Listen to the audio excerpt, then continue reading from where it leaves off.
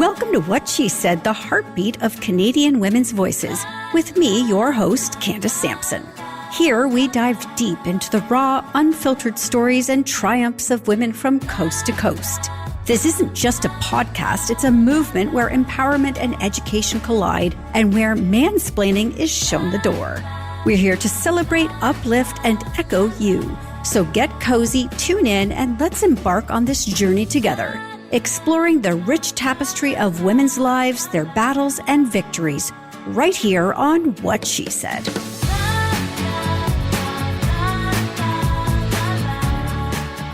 This week's episode of What She Said takes us on a journey from the deep and dark to the light and airy, reflecting the dynamic and diverse world we live in. I'm often asked why I don't niche down to offer longer, more in-depth interviews. Well, you'll find those episodes sprinkled throughout my weekly shows. The heart of What She Said is about exploring a wide array of topics through a woman's point of view. I'm not a niche, and neither are you. My curiosity drives me to learn about as many different subjects as possible, not to become an expert in each, but to grow through a broad exposure to the world. I'd love to hear your thoughts, though. Would you prefer fewer but more in-depth discussions, or do you enjoy the varied format here? What She Said is your show, so let's shape it together. Send me an email or message me on social with your thoughts. In the meantime, here's what's coming up. First up today, I'm joined by Anu George Canjanathoppil, Executive Director of International Justice Mission Canada. Anu leads the charge against human trafficking and the online sexual exploitation of children. The realities and the geographic prevalence of these crimes will surprise you. It's a discussion you need to hear. In entertainment, Brodie is back with her latest recommendations, including Elizabeth Moss's gripping performance in the new FX series The Veil. We'll also discuss Nicolas Cage's role in Retirement Plan on Netflix, Rumer Willis in My Divorce Party, and the premiere of the 4-part series Potluck Ladies. Allyson McOuat, a Toronto-based author celebrated for her poignant and humorous essays, joins me to talk about her debut collection, The Call is Coming from Inside the House. Exploring her identity as a queer woman and mother through the nostalgic lens of 80s and 90s pop culture, Allyson's work offers a unique perspective on personal growth and societal norms. We'll also explore the concept of right-sizing with Heather Lochner from Sotheby's International Realty Canada. Heather will provide valuable insights on optimizing living spaces to fit your lifestyle, whether that involves moving to a smaller home or enhancing your current residence with smart technology. Finally, in celebration of Earth Month, Nancy Cottingham Powell, Executive Director of Blue Act Marine Society, will discuss the critical importance of marine conservation and the efforts to educate the public about sustaining BC's marine ecosystems. So tune in for an hour of engaging and meaningful discussions, and let's spring into action together right here on What She Said. In today's first interview, I'm joined by Anu George Canjanathoppil, CEO of International Justice Mission Canada, an organization at the forefront of the fight against human trafficking and the online sexual exploitation of children. Anu, thank you for taking the time to speak with us today about this deeply important issue. Pleasure is mine. Thank you so much for having me, Candace. Could you start by telling us about the International Justice Mission Canada and the primary focus of your work? Absolutely. International Justice Mission Canada is part of a global organization that protects people in poverty from violence. We are the largest anti-slavery organization in the world. We partner with the local authorities, and our presence is in over 40 offices in 27 countries to combat trafficking, violence against women and children, and other forms of abuse against people who are poor. IJM works with local authorities and governments to rescue and restore survivors, hold perpetrators accountable, and help strengthen public justice system so they can better protect people from violence. I think we all sort of understand that online sexual exploitation of children is an increasing problem globally. Yeah. Could you explain, though, how this form of abuse typically unfolds and who are the main perpetrators? Absolutely.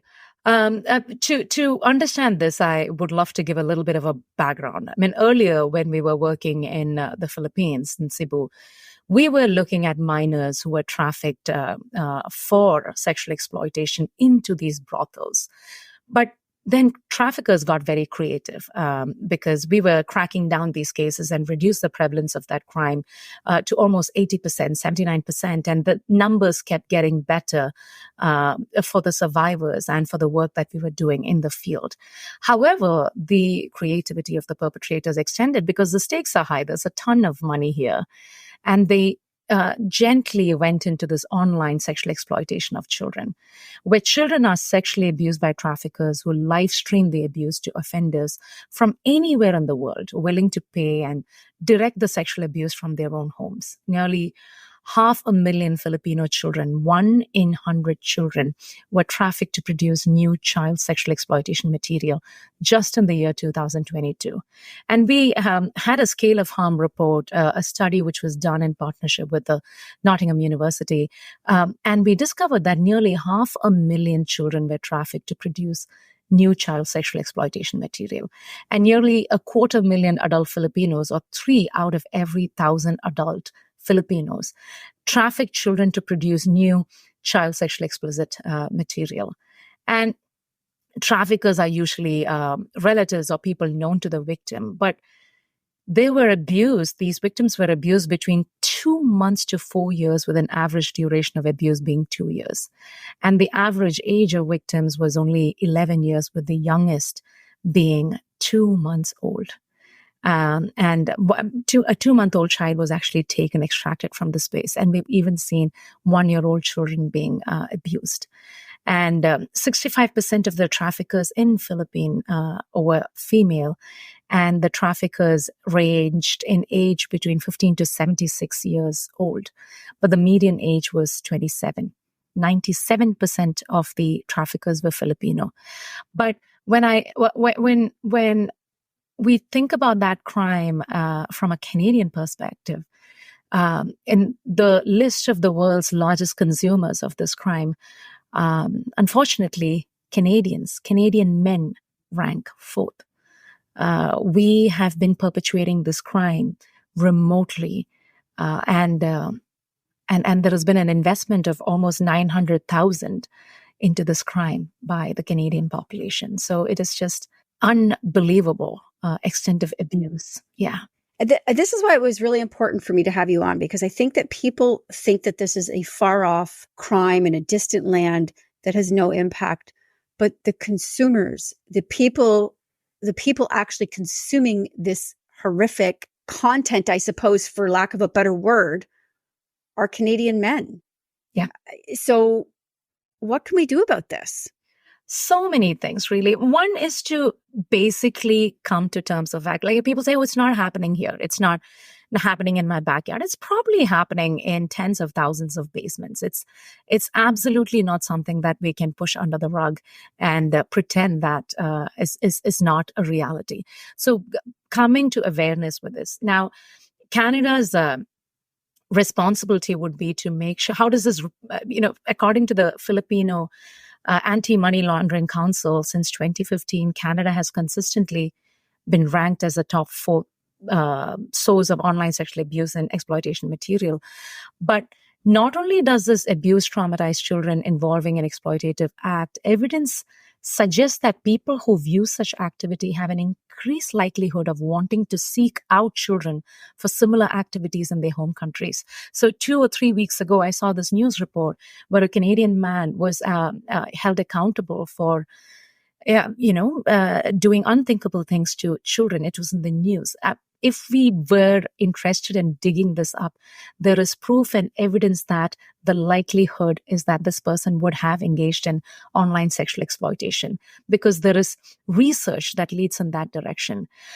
So there's this Finnish NGO Protect Children that found 40% of child sexual abuse offenders having sought contact with a child after viewing the material. So Canadians need to be concerned.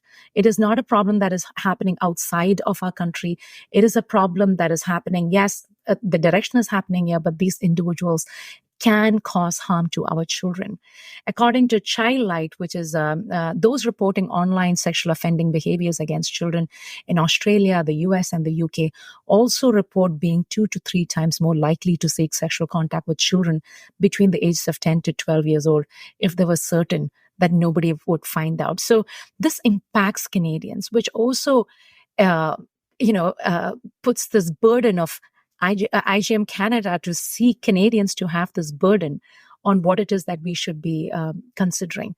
One, the Canadian government should consult with survivors of child sexual abuse and exploitation online while developing legislation and regulation, including Filipino and other overseas survivors abused online by Canadians. It needs to be something that we Canadians and the Canadian government is investing time, energy, and money into, because these individuals, the survivors, have lived experience of abuse online and have an expertise to share to support a safer internet that protects children. So they need to be part of the conversation.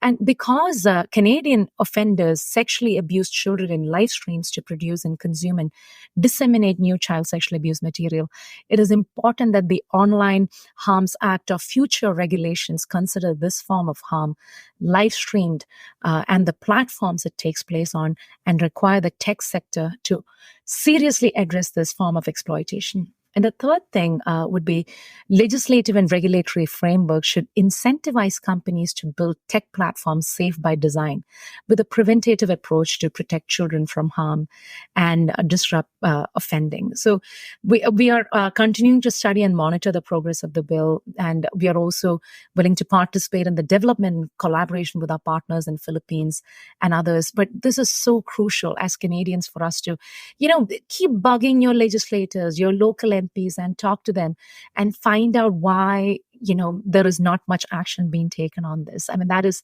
how I'd say. And again, there was a recent Supreme Court ruling around IP addresses, and that has significantly impacted the way RCMP can address the crime. The ruling required police to have a warrant or a court order to obtain the numbers making up of a person's organization's IP address. So this has made it increasingly hard for law enforcement and justice officials, because some have argued that placing a reasonable expectation of privacy on an IP address alone upsets the careful balance of the Supreme Court that is stuck with Canadians' privacy interests and the needs of law enforcement. But I firmly believe IGM Canada's position is that these things can exist together. If social media and mainstream outlets have been a buzz with the discussion of, Government of Canada's proposed Online Harms Act, we can actually stand up and say, well, these things, internet freedom can coexist with child protection. And if anything, child protection should be supreme and sovereign over the other debates and discussions that we have, because this is important and urgent. Absolutely. I know you've had a 20-year partnership with Philippine law enforcement. Can you tell me about the impact it's had on combating child exploitation? Absolutely. And this partnership that we have with, engaging in partnership with Philippines and having an RCMP officer posted there has been significant, because that is the only connection we have to kind of have someone who's communicating back and forth with the perpetrator who's here and the victims who are there. However, one of our many recommendations has been to increase the number of RCMP officers who are stationed out of Philippines. Other countries have managed to have at least 2, but more, to ensure that the partnership between these 2 countries, to ensure that the crime is nipped in the bud, even before this can happen. So our hope is that we can have more RCMP officers stationed out of Philippines to ensure that this crime is addressed properly. And IGM is working with NGOs, governments, industries to improve detection, reporting, and international collaboration to combat this. So not just child exploitation, but you also cover a whole range of really important issues under IGM. Can you maybe elaborate on that a little bit for us? Our work is embedded in partnership. We partner with local justice systems around the world to build safe communities where all are protected from violence and slavery. And this is how we do it. We strengthen justice system. We partner with police, judges, community leaders to respond to the violence, then work together to make safe communities that last. Then we rescue and restore victims. We partner with local authorities to rescue victims of violence and restore survivors until they can thrive in freedom. And then we bring criminals to justice. We advocate for our clients in court until the people who are trafficked and abused, who traffic them and abuse them, can no longer exploit or enslave or abuse another person again. And then we scale the demand for protection. We equip champions anywhere and everywhere to advocate for a safer and a more just world for everyone. And we do this, around the world. The work is on trafficking and slavery, violence against women and children, and right now, online sexual exploitation of children comes under the umbrella of trafficking and slavery. Violence against women and children is nearly 1 in 5 girls are sexually abused at least once in her life, and nearly 736 million women have experienced physical or sexual violence at least once in their lifetime. And we are dealing with statistics like this that is absolutely heartbreaking. So the work that we do in Latin America and Africa is extremely important. And our global impact has been, we have relieved 21,800 people from sexual and domestic violence. This is specifically to our violence against women and children casework. And 2,800 women and children have been restored to safety and strength through IGM's aftercare program and partners since 2013. And 3,300 widows and orphans have returned to their homes since 2004. But if I were to talk about the overall impact of the organization, 90,000 people have been rescued from slavery around the world. And we have seen close to 11 million people protected. So the hope is that we can protect 500 million people by 2030. We are getting there, as long as we have the partnership of organizations and people who care about this. We are very well on our way to getting there, Candice. Incredible. I can't thank you enough for joining me today. This has been incredibly enlightening. I want people to be able to connect with you, find out more about the work you do, and perhaps, throw their hat in the ring and help out. So where can they do that? Well, www.igm.ca to find out more about the organization.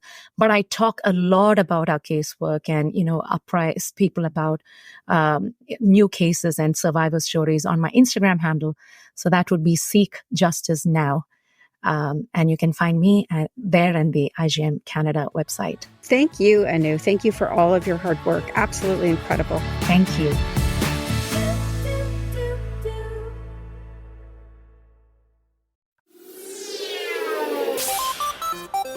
Hi, I'm Steve Yerko. And I'm Tara Sands. Now available from Maji Media is our new podcast, 4 Kids Flashback. 4 Kids is the company who brought you the English dub of Pokemon in the late 90s and so many other shows like Yu-Gi-Oh!, Shaman King, Teenage Mutant Ninja Turtles, Kirby, the infamous One Piece dub, and so many more. We'll be talking to the people who worked at 4 Kids. Actors, directors, writers, editors, producers, engineers, you get the point. And hopefully get the answers to questions both you and I have about the company. I actually worked there as a voice actor on some of the shows. And I was a kid watching the shows and remember way more than Tara does. And thank God for that. Steve is actually a professional storyboard artist, which gives some really unique insights into anime and animation. Subscribe today wherever you get your podcasts. That's the number 4 Kids Flashback.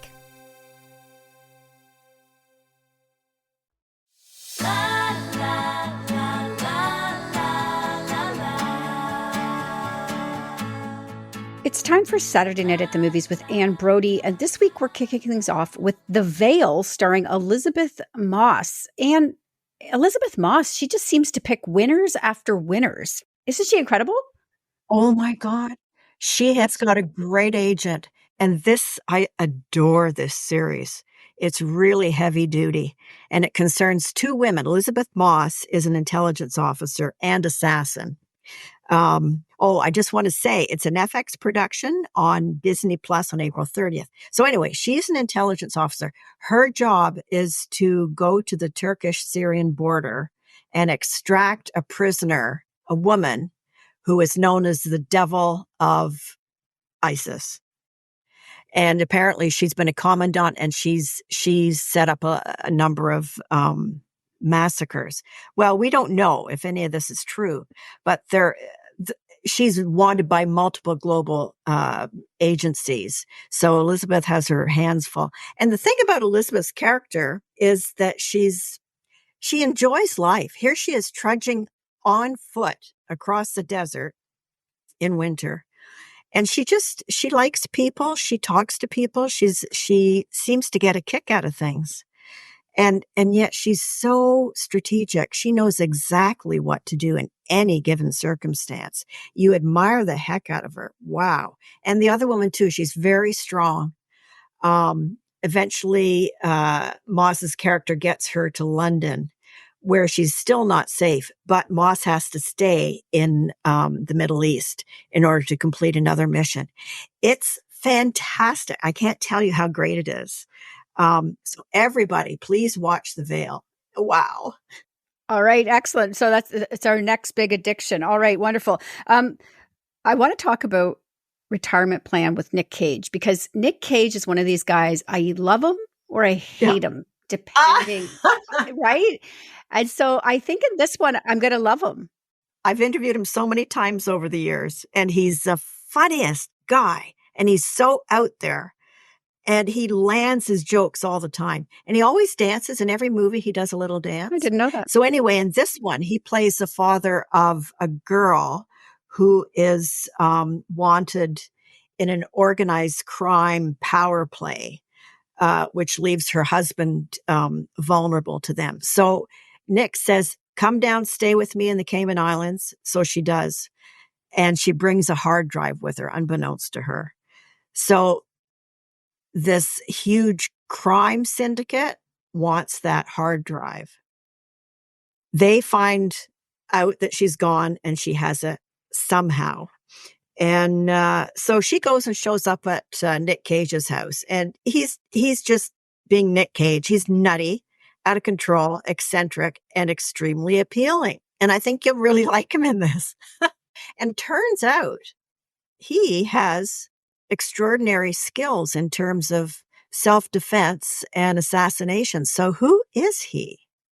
It's fabulous. I really enjoyed it. All right. Where can people catch that in? On Netflix. All right. Let's move on, because this one, obviously, I had a divorce party. Oh, you did? So I'm a big fan. I did. So I'm a big fan of them. And now there is a series, My Divorce Party. Yeah. Well, Rumor Willis leads My Divorce Party, and she takes a group of her girlfriends out to the desert near Palm Springs, for wild times and fun times. And the woman who just got divorced refuses to hand over her sizable fortune, or half of it at least, to her husband. So she brings it with her in bills, and her plan is to burn it on the bonfire. So you can imagine that throws everyone into disarray. So she throws a few on, and then they stop her. They go out bar hopping and have a great time and spend. And they decide that they need to buy something really good and really big and really useless in order to thoroughly enjoy her divorce. So it follows their adventures. They buy a $22,000 bottle of wine. I mean, why not? Why not? So the repartee back and forth is fun. It's silly at times, but at other times it just really gets you. And I have to admire these ladies, because each of them is such an individual, well-defined character, all recognizable as girlfriends, and all also a group supporting the divorcee. So it's really fun. It's on digital and TVOD, and therefore available at home to watch. We have about 30 seconds left. Tell me about Potluck Ladies. I love it. It's the cutest series. It's about a phenomenon that happens, I guess, in Toronto. There are condos out in Mississauga. People buy lone wives and their kids, immigrants from the Middle East or Asia or whatever, because their husbands stay behind to make the big bucks, which they can't make here. And the women stay and establish a home in Canada. So they stick together like glue. It's really a nice group. And again, a lot of well-defined characters, all with their own, shtick and whatever. And it goes through what happens to them when a journalist comes in and wants to do an interview on the condo women. Her article is taken. She spends a good deal of time with them and becomes friends with them. But her article is made to be far more sensational. So she lands in the soup with them. And then bit by bit, their struggles come out, their serious struggles. So it's not all laugh and fun, but I really enjoyed it. And there's a big emphasis on food, which is nice. Okay. Where can people catch that? That is on Hollywood Suite. All right. Excellent. All right, Anne, thank you so much. And we will see you next week. See you next week.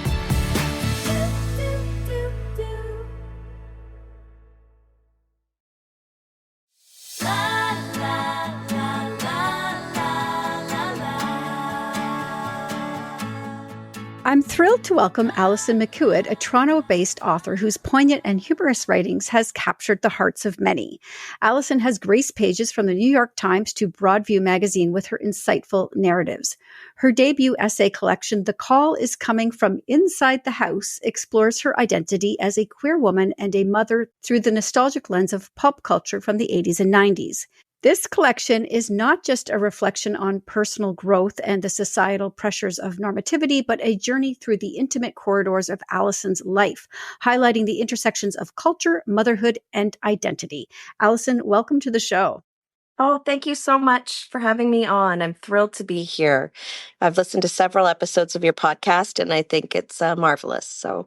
Oh, wonderful. So your book interlaces personal stories with 80s and 90s pop culture. So could you share how these cultural elements influence your sense of identity?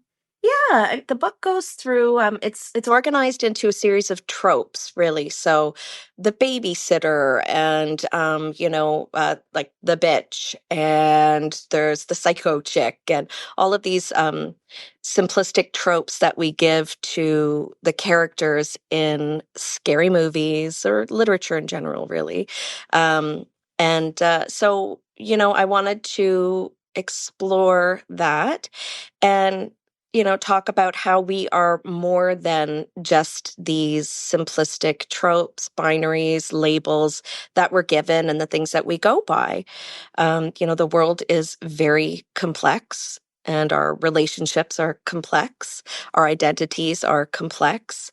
Conflict, which we all go through in millions of different ways, which is highlighted in scary movies and things like that. It's complex and difficult. And ideally, we would all be a little more gentle with each other and a little more open and understanding to journeys that we've all been through in our life, right? Everybody goes through difficult times. Everybody is raised with their own kind of traumas and prejudices and privileges and different kinds of oppressions and marginalization that we all go through. That's kind of where I was coming from. You've alluded to a couple of times, you've said scary and horror movies, and horror and motherhood are central themes in your essays, which makes me giggle a little bit. Any mother will say that, yes, it sometimes can be a horror. So what connections did you find between these experiences, and why did you choose to explore them together? Well, I should say my children are as far away from a horror show as you could ever imagine. They are wonderful, sweet, terrific kids, very easy to parent, and marvelous human beings who I just enjoy every minute with. The pregnancy part of motherhood, that was the difficult part. For me, I had a challenging journey that involved, by the end of it, I think it was 9 different surgeries, multiple miscarriages, 7 months on bed rest with one. And then in the other one with my other daughter, I was in and out of the hospital several times. It just seemed like every step of the way there was another body horror awaiting me. And body horror is something that you see quite often in horror movies and in scary films and thrillers. And so obviously that part was quite linked, as well as, I had the feeling or the instinct at the time that I was on bed rest in this Victorian home that we owned and were renovating that was potentially haunted. That was kind of like the lore in the neighborhood, and with some of the experiences that we had. There's something quite gothic about that, being pregnant on bed rest in a home with the ghost of a mother, maybe, because that was the New York Times essay that I wrote before was about that experience of living with a mother who might be a ghost, or vice versa, I should say. I do discuss overcoming the phantom, again, ghosts, but the phantom of traditional family structures in your writing. So what has this process involved, and how might your insights assist others navigating similar challenges? Yeah, I think the essay that deals with that the most is probably the haunted house essay. And what I talk about in that essay was that, we had looked at several homes in our search for the perfect family home for us. And that when we go into a house and we purchase a home, there's a little piece of that family that came before you that you want to possess, right? So you go into this house and you get that nice, cozy feeling that this family has created. And then as you peel away the wallpaper and you rip up the floors and you find all of these little bits and pieces that they've left behind, these signs and symbols that they left behind that kind of show you who they are. It was interesting to me how we kind of carpeted over that piece of their life. And so that resonated with me quite a bit about this kind of heteronormative family that we were moving into their space, really, and what they had left behind us. And then our family kind of came to a close during that time after we had the children, and our relationship structure changed and the divorce came. And, my ex had wanted to build a home from the ground up. And so I kind of talk about, maybe we weren't meant for that traditional heteronormative family space. Maybe we should have built something custom that was really just for us, something that would be unique to who we are as a queer couple that is, yeah, it can be not that there's dramatic differences between gay couples and straight couples. Love is love is love.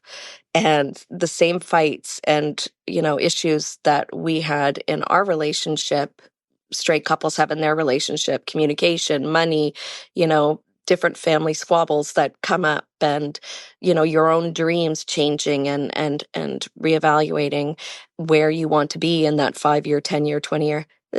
That's not unique to a gay couple or a straight couple. That's everybody. But there are moments that are unique and special to being in a queer relationship. There are unique struggles that come with that, to be recognized and, to be, when we first got together, marriage wasn't legal. And then it was legal. And then it was maybe going to be taken away. And then even now, when you look around, it's all potentially folding back in. And so there's that tenuousness that comes to your relationships as a queer couple that is different and does have a different level of stress attached to it. And so maybe instead of, we'd fought so hard to get married and to do all of these things, I had wanted all of these things, the dog, the backyard, the children, I had heavily participated in making sure our relationship was as traditional, I think, as I thought it was supposed to be, what I was supposed to want. And maybe that wasn't the best thing for us. Maybe we should have found something a little bit different. So what's next for you then after this book? Because you had an essay adapted into a television episode. How has this influenced your perspective on storytelling and the themes you wish to explore in the future? Oh, good question. Yeah, I mean, that was very thrilling. So I was part of the Modern Love multiverse, as I call it, because there's a podcast There's the column, there's book series, there's a TV series. And now that TV series has gone global. And so I was very excited to be part of the first season of Modern Love Amsterdam. Now, it's a unique story that was inspired by my essay. So it's not if you're looking for something that is exactly that essay just put to screen, that's not it. But it was inspired by it and very exciting to be kind of a part of all of that. I'm an essayist, and I think that's a unique, that's a genre in itself, right? To be able to write personal essays. And often it's like, well, now that you wrote the essays, are you going to move to fiction? Are you going to do television? Are you going to do, and it's like, I'm an essayist. So, I have a new book of essays that I'm working on. Do I have fiction? Totally. Do I have screenplays? Of course, everybody does. And they're super exciting, and I get carried away and fall in love with a new story every other day. But I've been writing personal essays before I knew what they were. So I'll probably stick with that for a bit. Amazing. Well, I can't wait to read the book. I just got my copy yesterday, so I didn't have an opportunity to read it yet. But I want people to be able to follow along with you and get their own copy. So where can they do that? It's coming out on April 30th. The advanced reviews have been phenomenal.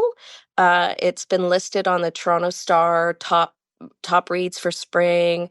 Autostraddle, which is a big site, gave it some terrific reviews, like mind-blowing review, actually. It's doing really well on Goodreads, which is great. Gosh, I appreciate all of those people. That's so wonderful that they read it and give their thoughts. But you can buy it anywhere right now. You can go online and pre-order it, or if this comes out after April 30th, it's at all of your fine booksellers. Take a look at your independent booksellers, especially, gotta love Glad Day Bookshop in Toronto and Type and all of these marvelous independent booksellers. Okay, fantastic. And where can people find you online, Allyson? Thanks. I'm on Instagram at all Ally, ALLY, and then another ALLY. So at all Ally Ally. Thank you so much for joining me today, Allyson. Well, thank you. I'm so glad to have been here.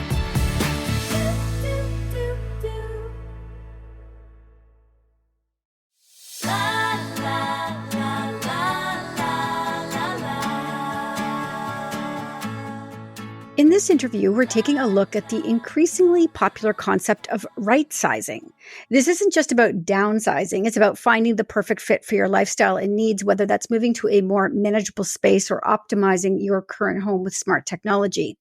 Joining me today is Heather Lochner from the Burrell team at Sotheby's International Realty Canada. Heather specializes in helping clients navigate the choices that lead to finding their ideal living space. Today, she'll share expert insights on the reasons behind right-sizing, how to approach this transition effectively, and what features to look for in a new community. Heather, welcome, and thank you for helping us understand this really important trend. Well, thank you for having me on board. It's great to be here, and I love that terminology, right-sizing, because it appeals to people who maybe have too much space, but it also appeals to people who maybe don't have enough space. And that can be for a variety of reasons. And downsizing can sound a little depressing, to be honest. Yes. And right-sizing actually feels welcoming for some reason. So can you explain what right-sizing means exactly and how it differs from downsizing? For sure. So at every stage in our life, we always need different types of homes. You're a first-time home buyer. You live alone. You don't need a 3,000, 4,000 square foot apartment or house. So maybe what's right for you at that time is a 1-bedroom condo. And then maybe you start working from home. Hello, 2020. And suddenly that 1-bedroom, you need a 1+10, or you need a 2-bedroom, or you find a partner. And then you have children, or you adopt a dog, and 1-bedroom is no longer going to cut it. You need more than 600 square feet. So right sizing in that case would be going from something smaller to something bigger. Again, if you want your parents to come live with you, I'm working with a client right now who she's having her senior parents come and move in with her. So they need more space.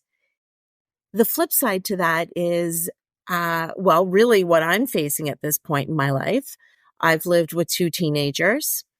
One is off at college. The next one is leaving in a year and a half, hopefully. And they might not move back. And suddenly I have a 4-bedroom home that I don't need anymore. So it's a lot of space. It's a lot of cleaning. And we want to make it a little bit smaller and a more manageable lifestyle for my husband and I. So we're going to right size to something smaller. You've run through, I think, what I think are a lot of the common reasons people choose to right size their living arrangements. So how should someone determine the best size for their new home when considering right sizing? I would say you start at the basics. You start with how many rooms do you need? Do you need a bedroom? Well, obviously, you would like a bedroom over a studio. A kitchen. Do you need a separate dining room, or can you have a giant island and a little table that acts as a place to eat? Do you need an office? How many bedrooms would you like, and can you afford at this point of your life? And then you start building it out from there. What size bed do you have? A lot of people don't take that into consideration, and they see a beautiful condo or a home and the room is 10 by 10 and they've got a king size bed. That's never going to work. Also, you've got to think about when you enter a property. A lot of the new properties don't have front hall closets. And I don't know, I think I have about 20 different jackets. I love jackets. I need my front hall closet. I need storage space. So you start with what you need, and then you move to what you would like to have. Yeah, there's no way I'm giving up my king size bed. There's just no way I can do it. So I'm going to need a big bedroom, Heather. I can tell you that much. So can you discuss, I think we would be remiss if we didn't discuss this, because the role of smart technology, because it's everywhere. And so how is that making smaller spaces more livable and efficient? Well, that's something we're seeing more and more often. Especially in the condo market. So first and foremost, we're noticing it with security features. And a lot of the population really likes this. It's an extra added benefit that you use your smartphone. If you don't have a smartphone, they always have fobs to access the elevator. You can't get out of the main floor without a special access through smart technology. Building on that comes light fixtures. So a lot of we're seeing in condos, mostly in condos, you see it in large homes as well. Everything can be controlled by your phone. So your lights, your laundry, my Instapot. And so what we're seeing is that way, being able to enter the home and not having all the lights off, that you can turn the lights on, gives most buyers that added sense of comfort. And then the other thing I have seen in some of these, what they call micro apartments, under 500 square feet, are beds that go up and down. Like a Murphy bed. Like a Murphy bed, but it's suspended from the ceiling. Oh, interesting. Right? Yeah. So you lift it up, and underneath it is your workspace. So we're seeing a lot more of that through technology. That's kind of more at the higher end, where furniture rises and other furniture replaces it. I feel like we're living in the Jetsons now. Like this is a whole new time in real estate. So what are some key features then? Because it's not just about the home, it's about the community you're in. So what are some key features to look for in a community when planning to right size your home? There's usually 3 things that will dictate where you live. And usually 2 of those 3 are non-negotiable. So always budget. If budget isn't a problem, that's fabulous. Community is another one, and size. So looking at the community, you really want to take into account your lifestyle. Do you need to be close to transit? Do you want sidewalks? Because a lot of communities aren't built with sidewalks. Do you want a more senior community? So then you're looking at bungalows. You're looking at communities that have a large presence of bungalows. You're looking at accessibility to amenities. So your grocery stores, your, drug stores. And from there, again, we build out the plan. Do you want a place, if you're in a condo, how important is outside green space, playgrounds? And then you're able to start narrowing your focus based on what your necessities are. And I have a client who it's his budget dictating. And then second to that is he needs to be in close proximity to transit as well, because he doesn't have a car and he doesn't drive. So along with transit, we need to be close to grocery stores. And that's really how we have focused where we're looking. And you mentioned that right sizing might mean finding a larger space, but for the most part, I feel like people will be looking for smaller spaces, which is challenging because now you have to figure out what you're getting rid of. So any strategies, that can help individuals adapt to a more compact living environment? Yes. And that is start early. The moment you start thinking, hey, you know what, it might be time to start thinking about downsizing, that is when you have to start weeding through your stuff, because we all have those hidden crevices where, report cards from when we were in grade 1 still exist. And that trophy for the most, likable player, we've all held on to them. So first and foremost, start downsizing. Return all of those cookbooks that your mom gave you. Give them back to her or donate them, and start getting rid of the extras that you have. Do you really need that memory from a trip you took? And because you don't know what your space is going to look like. So the best thing to do, even if you have different boxes, donate now, throw away, to be considered. And then at least you're starting early, and it's not that mad, frantic rush of putting everything you own into a box and then deciding once you get there. That's just too much stress for everybody. Absolutely. Well, listen, my mom and dad are going through this process right now. Oh, so I feel like I could hire out my mother because she is ruthless with what she's getting rid of. There's nothing, no stone unturned. She is getting rid of everything. It's incredible to watch, a lifetime of accumulating stuff, and then we get rid of it. Yes, I know. And it's hard. It's hard. But it's also cathartic, maybe. Absolutely. Heather, this is great. I really like this concept of right sizing. It feels right, for lack of a better word. So I want people to be able to find out more and keep in touch with you. Where can they do that? Oh, wow. I have a website. It is heatherlochner.com, and that's Lochner. So heatherlochner.com. You can also find me through the Sotheby's International Realty website. I'm on Instagram, Heather_Lochner. The Burrell team, Bourelle. We have a presence on Facebook.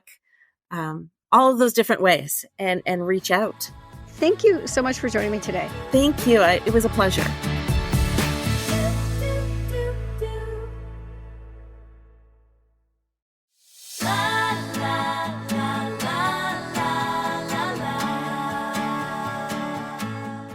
For the final interview of April and Earth Month, we're diving into the importance of marine conservation and education. I'm thrilled to be joined by Nancy Cottingham Powell, Executive Director of Blue Act Marine Society, an organization committed to protecting BC's marine ecosystems and educating the public about ocean sustainability. Nancy, it's wonderful to have you here. Thanks for having me, Candace. Could you introduce us to Blue Act Marine Society and the role it plays in marine conservation and education in British Columbia? Yes, I'd love to. We just have gone through a rebrand. So some people might know us as Gibson's Marine Education Center Society, and we rebranded to Blue Act Marine Society this last year. And partly that was along with our aquarium that we run. We have a collective release aquarium in Gibson's, BC. That was the Nicholas Sontag Marine Education Center. It now is Tide Pools Aquarium, Nicholas Sontag Tide Pools Aquarium. And we kind of use the two roles of these of the society and the aquarium to help engage people in ocean awareness and help them understand the beauty and the wonder of our oceans through actually getting to see the creatures that live in that subtidal, intertidal area. Some of them a little deeper than that, but most of us can't put our diving gear and go down and see that. So this is a chance to get up close and personal, and kind of understand the wonder of the beautiful, beautiful ocean that we have here. And from there, we engage people to understand what's going on within climate change and emission issues and all those other factors that are affecting our oceans today. And then how can they help? So we're helping people step through that journey to make action more possible. And our conservation work ranges from everything from working with the town of Gibsons on our Healthy Harbor project, which is doing eelgrass monitoring, because eelgrass is very important to a lot of ocean-based fish, but also the salmon runs that are coming in and out of the creeks. When those fry or come down from the creeks, they need some place to hide so that they can grow and eat and start to thrive before they go out into the deep ocean. And so that eelgrass sort of breakwater area, as it were, is essential for that, and a lot of climate mitigation as well. So we do work with the town of Gibsons on that. We're doing marine debris cleanup, both out of the marine zones and also on the shoreline. I'm working with partners like Ocean Legacies Fund and Foundation and people like that. And then we've got a new partnership coming up with Marine Coast Conservation Society. They've got a hydrophone system around the West Coast that they've hooked into. They call Noise Tracker. And you get to listen to what's going on under the ocean. Good and bad, right? We're going to get to hear marine mammals and all sorts of things, doing their thing. But we're also going to understand the impacts of marine traffic on, whales being able to hear each other and interact and do the things that they do. So it's going to be a great educational tool, and we're calling it the Marine Coast Ocean Listening Station, and it will launch June 8th for World Oceans Day. So how did the Blue Act Marine Society mark Earth Month, and what are some of the key messages you hope to impart through your campaigns and activities all year long?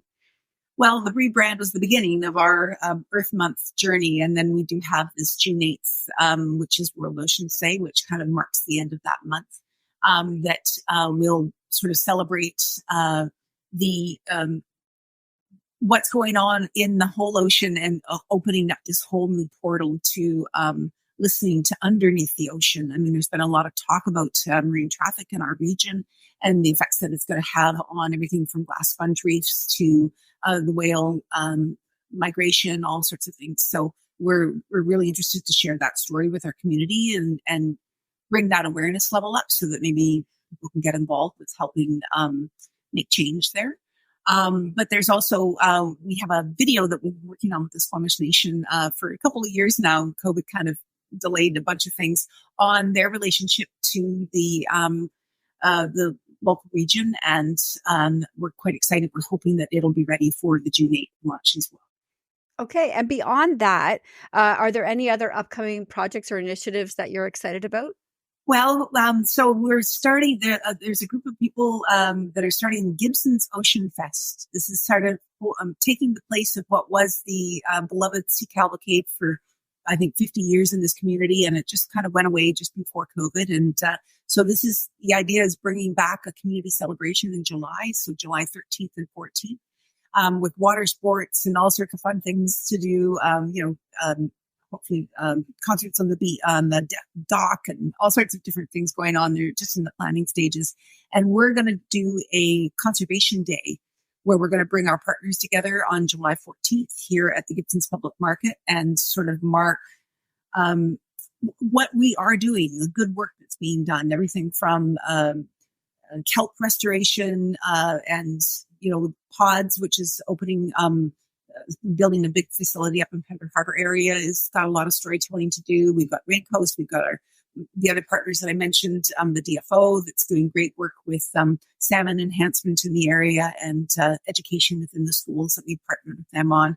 So there's all these great stories, and we just want people to see all the good work that's going on and have an opportunity to maybe talk to people and even maybe sign up and volunteer for some of these good initiatives. Amazing. I'm with you. I want people to do that too, Nancy. So where can they go to find out more? So we have two websites now. One is called blueact.org, and that is the Society's website where we kind of have our conservation work highlighted. And then we've got tidepoolsaquarium.org, and that is sort of more about the aquarium and the wonders and the local ocean, but that has a lot of our education opportunities sitting there as well, because we do have kid camps. We have all sorts of things that are available to people. A lot of people like to come to the coast and register their kids for a camp in the summer, and then they can go off and do play golf or whatever they want to do, and our kids get to hang out with us during the day and learn more about the local oceans. All right, fantastic. Thank you so much for joining me today, Nancy. Such a pleasure. Thank you, Candice. If today's podcast resonated with you, spread the word and share the inspiration. Don't forget to hit subscribe on What She Said across your favorite podcast platforms. Crave more? Join my vibrant community by signing up for my newsletter at whatshesaidtalk.com, and let's get social on Facebook, Instagram, and X at What She Said Talk. Dive into my world a little deeper on TikTok and Threads at Candice Said. And for those who love the airwaves, catch me weekly on 105.9 The Region, Blast the Radio, and 107.7 Pulse FM. Until next time, keep making waves, and remember, your voice matters.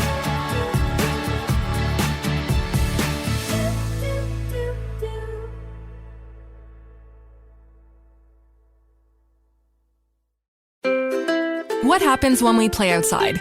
We become healthier, both mentally and physically. We become more creative and more focused. We connect with nature, each other, and ourselves. Let's Take This Outside, a new podcast hosted by me, Marianne Iveson, an aspiring outdoor athlete and nature lover. I speak to athletes, outdoor professionals, and scientists about their connection to nature, how it affects their performance, and everyday life. Let's Take This Outside, available on Apple Podcasts, Spotify, and Google Podcasts, and at letstakethisoutside.ca. Come on a journey like no other, where you will discover many roads that will lead you to a happier, healthier, and more stress-free life. And the beauty is, you don't need any vacation time for this adventure. The journey will come to you. Join Avery Rich on your very own journey into yoga. Along the way, she will demystify yoga poses and guide you into a yoga posture or short sequence, all in less than 15 minutes. You have nothing to lose but stress. The Journey into Yoga podcast. It's not for people who like yoga, it's for people who don't like yoga. Follow or subscribe on Apple Podcasts, Spotify, Amazon Music, or at averyrich.com. Another Sound Off Media Company podcast.